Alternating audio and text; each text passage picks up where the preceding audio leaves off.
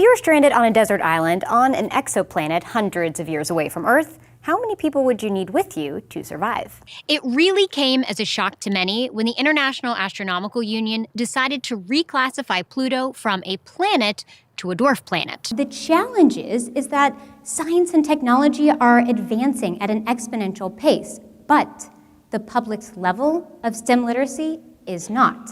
It's a hunk of rock that has quite the amazing story behind it. And the best person to tell its story is a guy known as the meteorite hunter. What's up, Emily? Hi! How you doing? Good, how are you? I am so good. Thank you for doing this. Yes, let's talk about space. Oh, wow. Witch's cauldron over here, which is exciting. So right now, we're gonna try to make an even bigger bubble. Okay. So right here, we have these little thin strips, and I'm gonna have you try it first. And sometimes the world is faced with really terrible, challenging problems. And the exciting part is you can get together with these people and, with your superpowers combined, create really magical solutions. And just a few weeks ago, the world was faced with one of these terrible challenges. Is this dress gold and white or black and blue? I'm having a bit of a panic attack.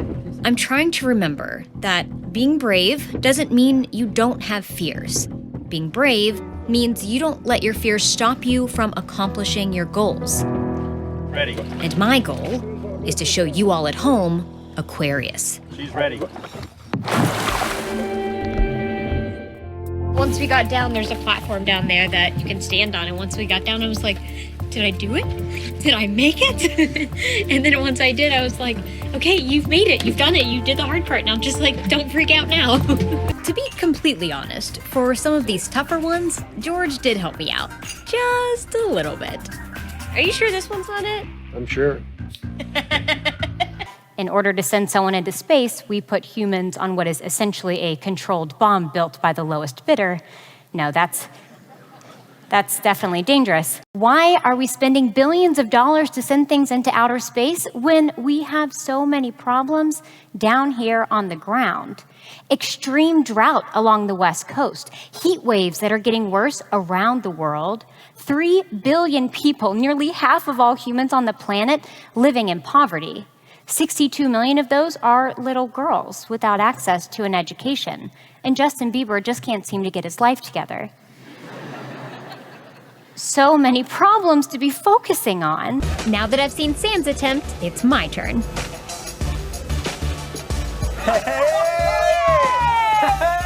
a pro! She's a pro! Lil. No. Let's face it, if you're going to have a once-in-a-lifetime experience, you might as well have some fun. And tower roll is when the tower that surrounds the Atlas V literally rolls back away from the rocket, clearing the way for the Atlas V to launch. This is so cool because that rocket is 4 hours away from sending a robot to Mars. But science educators can benefit from it as well. It basically means to focus on the interests of your audience. Talk about what they care about, not what you think they should care about. This is where all of Lockheed Martin's spacecraft go through intense acoustic testing. Nearly every resource that we have here on Earth is available in nearly limitless quantities in outer space. Here in Nebraska, there's a company called Virtual Incision that is developing a robot that will eventually be able to perform surgeries in space. 35.22 seconds. To be honest, that's not so bad. Not bad at all. That's not so bad. So I hope when you all leave here and you go outside and you look up at the night sky, you realize that the money that's being spent up there is really one of the greatest investments we could ever make in the 7 billion of us living down here.